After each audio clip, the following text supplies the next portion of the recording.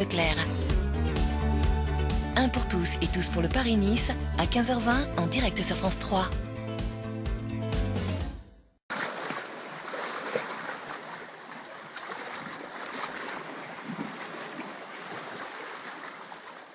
Bonjour, ravi de vous retrouver pour un nouveau numéro de Méditerranéo, votre magazine de découverte et de rencontres autour de la Méditerranée. Au sommaire cette semaine, l'Espagne dans le rouge, retraités, enseignants, infirmiers, des millions de personnes qui manifestent pour dire non au plan d'austérité. Les Espagnols tentent de sauver ce qu'il reste de leur service public. Nous irons ensuite en Sicile sur les traces de Maria Grazia Cutuli, cette journaliste italienne tuée en Afghanistan en 2001. Aujourd'hui, Maria est devenue le symbole de la liberté d'expression dans son pays. Un prix de journalisme porte même son nom. L'histoire, à 20 000 lieues, sous les mers, au large de la Corse, gîte un vieux galion espagnol, victime de la guerre entre son pays et la France au XVIe siècle. L'épave fait aujourd'hui le bonheur des archéologues. Plus qu'un bateau, un port et même une ville entière sous l'eau. À la fin de l'émission, nous nous rendrons dans le golfe de Naples pour partir à la découverte d'une station de villégiature romaine engloutie sous les eaux. Ce sera notre séquence mémoire.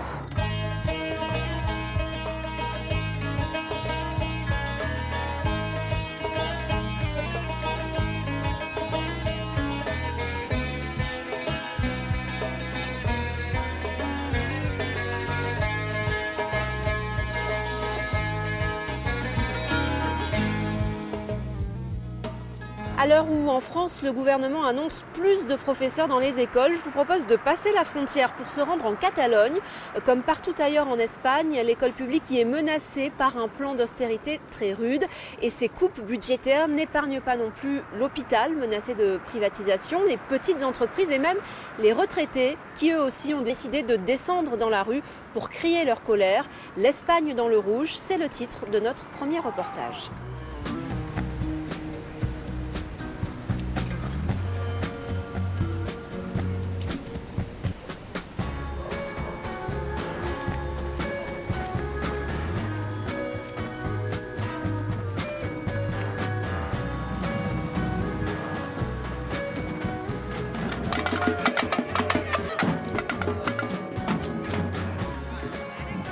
Nous voulons que l'école nous enchante à nouveau.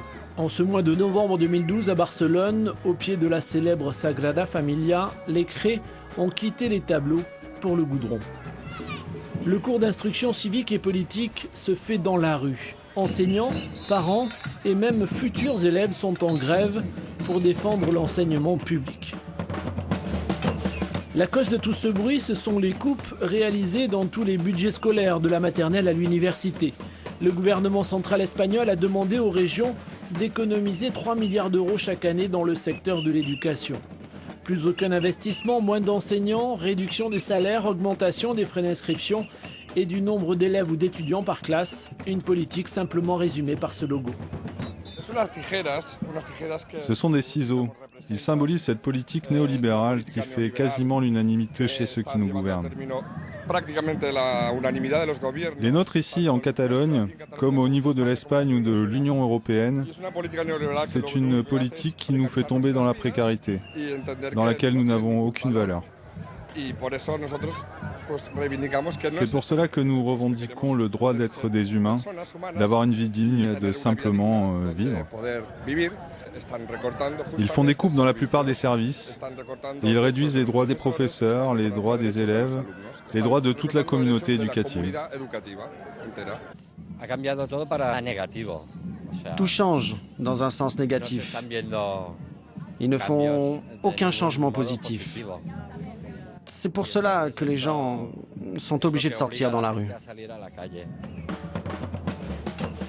Pour imaginer des slogans, les enfants ont été mis à contribution. Ils ont fini par choisir moins d'hommes politiques et plus d'écoles. Mais le monde de l'éducation n'est pas le seul à descendre régulièrement dans la rue. Un autre secteur est dans le collimateur de Mariano Rajoy.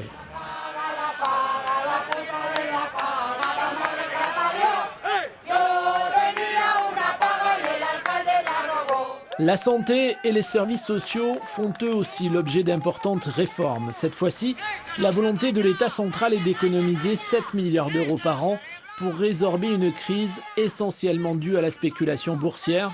Au goût des infirmières, la pilule est amère. Les réformes n'ont rien changé, c'est tout le contraire. Nous avons perdu beaucoup de temps. Nous revendiquons pour nos droits de simples citoyens le droit à la santé, à l'éducation, à un travail digne.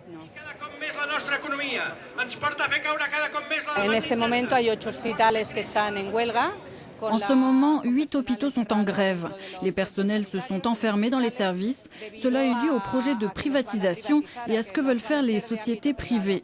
Car le secteur de la santé est un énorme gâteau que les multinationales espèrent se partager.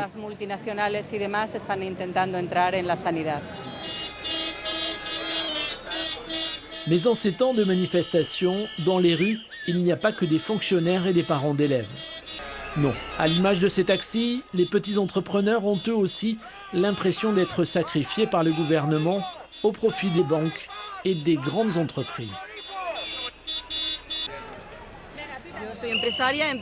Je suis patronne, enfin patronne entre guillemets, car voici mon outil de travail. Je suis indépendante, mais aujourd'hui je suis là. Je vais perdre une journée de travail et pas mal d'argent, mais je crois gagner bien plus en venant ici. Je ne viens pas seulement pour ma famille, je viens pour tous ces gens qui vont mal. Nous n'avons rien gagné avec ce gouvernement. Au contraire, s'il aide quelqu'un, c'est surtout, je crois, les gens qui détiennent le pouvoir. Un peu plus loin, voici un autre contingent important de mécontents. On les appelle les yayoflautas, les papis hippies. Certains ont plus de 80 ans. Ils ont pour la plupart combattu le franquisme et se rebellent aujourd'hui contre l'austérité.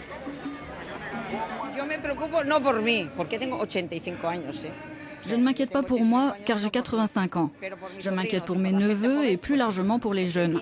Il y a trop d'enfants qui ne peuvent pas travailler, qui ne peuvent pas étudier. La jeunesse a des problèmes, beaucoup. Une personne qui reçoit 600 € par mois, si elle doit payer l'électricité, le gaz, le téléphone et le loyer, il ne lui reste rien pour manger. Que vont-ils manger? Rien.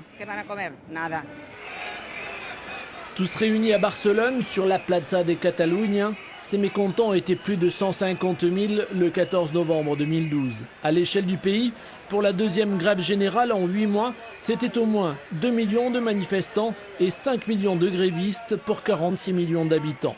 Plus d'un Espagnol sur 10 s'est associé à cette journée autour d'un seul mot d'ordre, rejeter la politique de Mariano Rajoy et ses mesures d'austérité, un incontestable succès dont les opposants socialistes espèrent profiter. Une manifestation comme celle-là doit entraîner un débat politique et public. Le vrai problème, c'est que les gens rejettent les coupes qui réduisent les droits des travailleurs. Ils rejettent majoritairement les coupes dans la santé et l'éducation. Ils rejettent clairement la politique de récession que le Parti populaire met en œuvre en Espagne et en Catalogne. La responsabilité de ces opposants institutionnels est aujourd'hui de proposer une nouvelle voie, une lueur d'espoir, avant que ces millions de personnes ne finissent par voir rouge.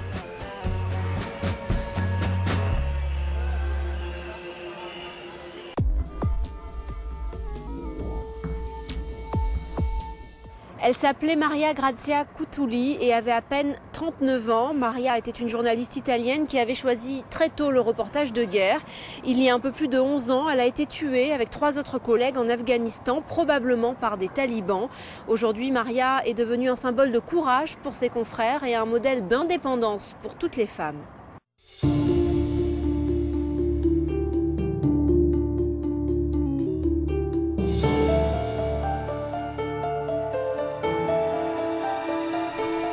Maria Grazia Cutuli était une journaliste du Corriere della Sera âgée de 39 ans.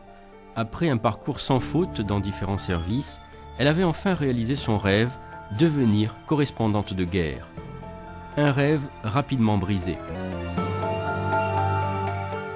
C'était le 19 novembre 2001, l'envoyé spécial du Corriere della Sera est tué avec 3 autres collègues en Afghanistan sur la route entre Jalalabad et Kaboul.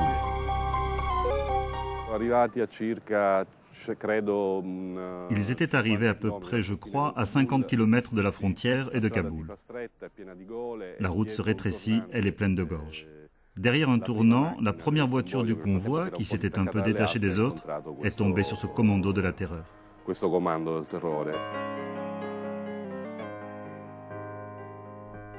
San Giovanni Licuti est une petite bourgade près de Catane en bord de mer qui s'est développée dans les années 70. C'est ici que viennent les Catanais pour prendre l'air quand il fait beau en hiver. Et c'est ici que venait aussi Maria Grazia Cutuli quand elle rentrait à Catane pour se ressourcer. Voilà pourquoi Mario Cutuli, pour évoquer le souvenir de sa sœur, a souhaité venir ici. Elle venait ici pour lire ou pour bavarder avec une copine, pour boire un café, et aussi pendant ses années d'études. Elle avait un mélange d'amour et de haine envers cette terre. C'est une terre qui a contribué à forger son tempérament. C'est sûr qu'après l'avoir quittée, quand elle a réussi, quand elle a affirmé certains aspects de sa personnalité, elle a finalement compris l'importance de ses racines. C'est un grand exemple, non seulement pour la profession, pour notre profession, mais aussi pour les étudiants dans les écoles. Le souvenir de Maria Grazia est très vivant, très fort. En d'autres mots, c'est le souvenir d'une journaliste audacieuse, mais aussi d'un témoin de la paix, d'une messagère avec sa propre culture, mais qui voulait comprendre celle des autres, qui s'identifiait aux besoins, aux angoisses, aux douleurs des autres. Je crois que c'était ça son message. Et je crois que cela explique aussi la raison pour laquelle, après de nombreuses années, le souvenir de Maria Grazia est si fort, si net.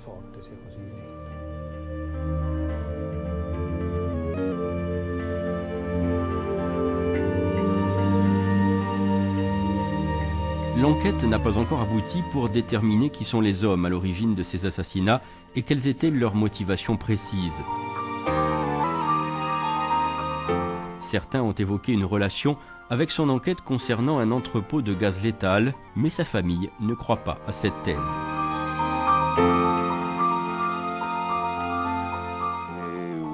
C'était un peu la fatalité. Mais ce qui est sûr, c'est que cette histoire est liée au terrorisme islamique et international. L'une des hypothèses est que Ben Laden devait emprunter cette route à peu près à la même heure. Enfin, ça, c'est une information vérifiée. Peut-être a-t-elle été indirectement sa victime, parce qu'il fallait que cette route soit dégagée.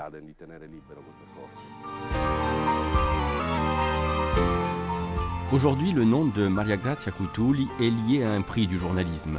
La fondation organisatrice gère aussi une école en Afghanistan en suivant une mission axée sur plusieurs projets. L'idée principale défendue, être une femme n'est pas incompatible avec la profession de journaliste.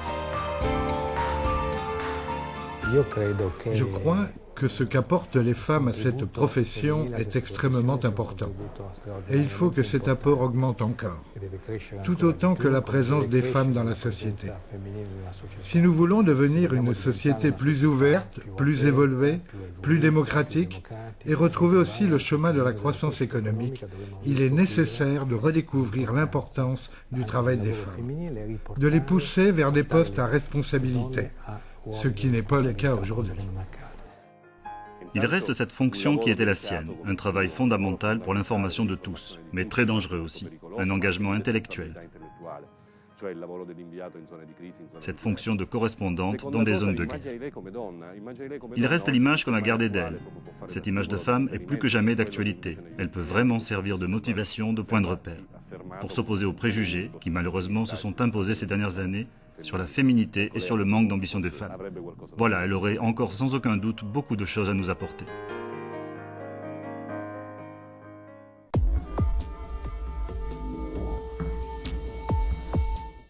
La Méditerranée et ses trésors. Direction à présent la baie de Saint-Florent pour revivre un épisode d'histoire entre la France et l'Espagne.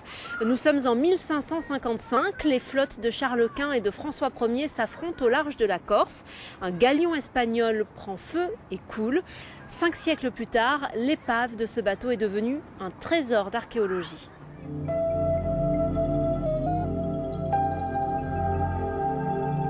Un galion espagnol repose à 35 mètres de fond. Il aurait fait naufrage en décembre 1555. Un navire de guerre qui conserve encore les armes de ses anciennes batailles. 9 canons et des boulets tapissent les fonds de la baie de Saint-Florent sur une surface de 30 mètres carrés. À bord de ce bateau, des archéologues, des scientifiques se sont rassemblés pour résoudre cette énigme. L'épave contient une page de l'histoire dont il faut arracher tous les secrets. Ce qu'il faut, c'est bien préparer le tableau à l'avance. Quand il y a des longueurs comme ça, de prendre tous les 20 cm. Ouais, entre les serres, prendre une mesure au moins tous les 20 ou 30 cm. Tous les relevés topographiques sont déterminés à l'avance. Il faut faire vite, le temps est compté. Pour des raisons de sécurité, les plongées ne peuvent pas dépasser 30 minutes chacune. Un appareil, le ROV, permet de gagner un temps précieux. Il éclaire les fonds pour permettre aux archéologues et aux photographes de mieux prospecter. Cette restitution de l'épave par des relevés et des photos est indispensable pour mener cette mission jusqu'au bout. On aura quand même des traces des positionnements exacts de chaque objet. Ça permet aussi d'avoir des images intéressantes pour nous, des images jolies à voir et à montrer pour susciter des vocations, pour motiver des sponsors ou des financeurs. Ça laisse des traces importantes pour tout ça, quoi. Les épaves du XVIe siècle sont rares. Elles se comptent sur les doigts d'une main à travers le monde. Alors trouver un navire de ce type en Méditerranée est considéré comme un événement exceptionnel. Par rapport, par exemple, à certaines épaves de la période romaine, où on en connaît 150. Là, en XVIe siècle, on a celle-ci, on a la Lomellina dans la rade de Villefranche-sur-Mer, la Marée Rose en Angleterre, et très peu de données. En plus, c'est un bateau méditerranéen. Donc, en étudiant sa charpente, on va pouvoir tenter de raccrocher ce bateau à peut-être un chantier naval, quelque part au XVIe siècle en Méditerranée, mais surtout aussi à un événement naval. La Société d'études archéologiques subaquatiques prospecte dans le golfe de Saint-Florent depuis des années. Une quinzaine de sites a été répertorié. Un autre navire de ce type a été découvert. Il s'agirait également d'un galion espagnol. Des navires dont on sait qu'ils ont brûlé avant de sombrer. Une flotte espagnole qui croise au large de la Corse et qui, à la suite d'une tempête, vient se réfugier dans la baie. On est au mois de décembre, la mer est forte, et pour les mêmes raisons, il y a une flotte française qui est commandée par le capitaine des galères, le baron Paulin de la Garde, qui se trouve également dans la baie. Et donc, la flotte espagnole rencontrant la flotte française, les deux pays étaient en guerre à l'époque, il y a un combat naval qui aboutit au naufrage de deux navires. Donc notre hypothèse aujourd'hui, elle reste encore à confirmer, mais c'est qu'on a affaire à deux navires espagnols qui ont été coulés par la flotte française au cours de l'hiver 1555. Une fois de retour au port, l'équipe examine les objets prélevés dans la vase. Il y a bien sûr des boulets de canon taillés dans la roche de serpentine, mais aussi des céramiques utilisées comme mobilier de table. Des ustensiles qui proviennent d'Espagne, de Provence ou de Gênes et qui témoignent des échanges commerciaux entre nations. On sait que ces productions sont fabriquées durant tout le XVIe siècle. Maintenant, il s'agit de dessiner ce récipient pour confronter sa forme à la typologie et avoir justement une fourchette chronologique plus précise que ce XVIe siècle qui est un peu large. Le littoral du Nebbio est fréquenté depuis la plus haute antiquité. Tout comme la baie de Calvi, Saint-Florent offre un abri sûr aux navires de passage. Au XVIe siècle, la Corse est un théâtre de guerre qui met en scène les plus grandes puissances européennes. Au milieu du XVIe siècle, en Méditerranée, les deux puissances dominantes, ce sont l'Espagne et la France. Donc c'est Charles Quint opposé à François Ier. Et cette opposition, elle se traduit évidemment par des guerres sur l'eau. Les Espagnols sont à l'époque associés aux Génois. Andrea Doria, le grand général génois, est l'amiral de la flotte espagnole. Et ce sont ces rivalités qui débouchent sur les combats navals, qui débouchent sur les épaves qu'on a aujourd'hui dans la baie de Saint-Florent. La prospection sur ce site est terminée. Sous les flots, d'autres trésors historiques restent à découvrir.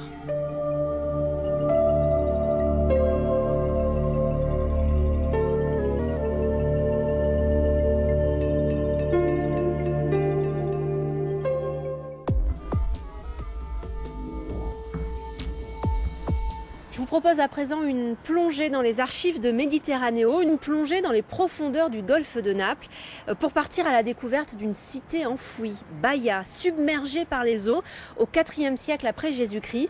Elle fut pendant longtemps une station balnéaire à la mode, où les notables romains, notamment Cicéron ou Jules César, avaient leur résidence d'été.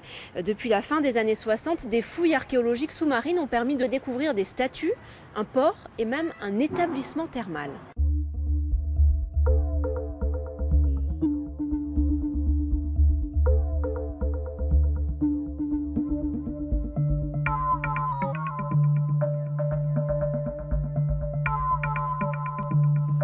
C'est un effondrement géologique au nord du golfe de Naples. Entre la pointe de la Lanterne au sud et la pointe de l'Épitaphe au nord, le rivage est reculé de 400 mètres.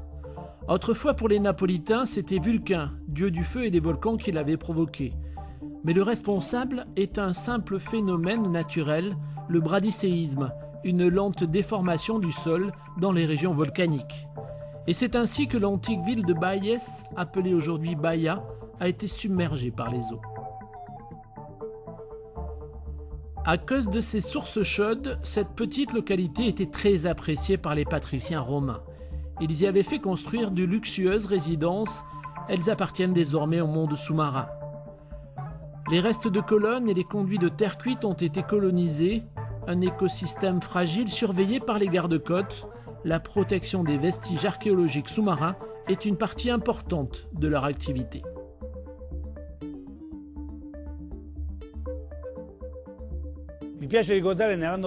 J'aime bien rappeler le nombre de missions auxquelles nos hommes ont participé l'année dernière. Plus de 43 000 contrôles pour à peu près 8 000 missions dans les zones marines protégées italiennes. Depuis 2002, la zone de Baïa est un parc archéologique à part entière, géré temporairement par la surintendance du patrimoine de Naples et de Caserta. Au total, 176 hectares d'histoire géologique et humaine. La surintendance archéologique de Naples et Caserta est l'organisme de gestion provisoire des deux zones marines protégées qui se trouvent près de Naples et sur la côte des Champs Phlegréens. Il s'agit du littoral de Gaiola et de celui de Baïa dans la commune de Bacoli. Les recherches commencent en 1969 après la découverte fortuite de 2 statues. L'observation aérienne et les sonars permettent de repérer l'ancien port Julius, une zone où les fouilles se poursuivent encore. Au début des années 80, un vaste espace rectangulaire comportant 4 absidioles est découvert. Il s'agit du bassin principal d'un établissement thermal abandonné au IVe siècle de l'ère chrétienne, lorsque la côte, envahie par les eaux, est délaissée par ses habitants.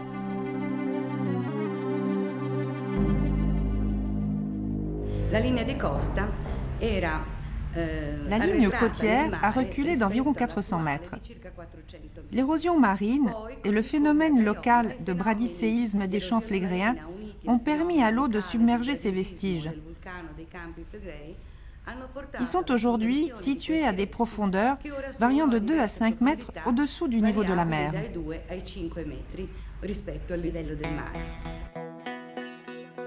La découverte la plus intéressante est celle des vestiges de la villa Pisoni au sud-est de la pointe de l'Épitaphe. Ces mosaïques qui ornent le sol datent du 1er siècle après Jésus-Christ. Et cette villa n'avait rien à envier aux résidences de Tivoli, la luxueuse banlieue de Rome. Dans cette zone, il y a de nombreux vestiges archéologiques. Les arcades et les mosaïques qui décoraient ces villas sont encore bien visibles.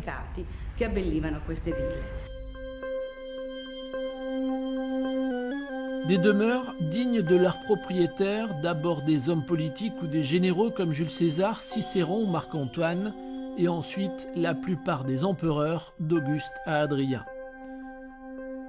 Leurs villas sont aujourd'hui colonisées par un écosystème caractéristique des eaux chaudes et sulfurées d'origine volcanique. Bactéries, végétaux et massifs coralliens ont remplacé les empereurs. Et même si la création du parc archéologique permet de l'imaginer, la ville impériale restera à jamais inaccessible aux communs des mortels.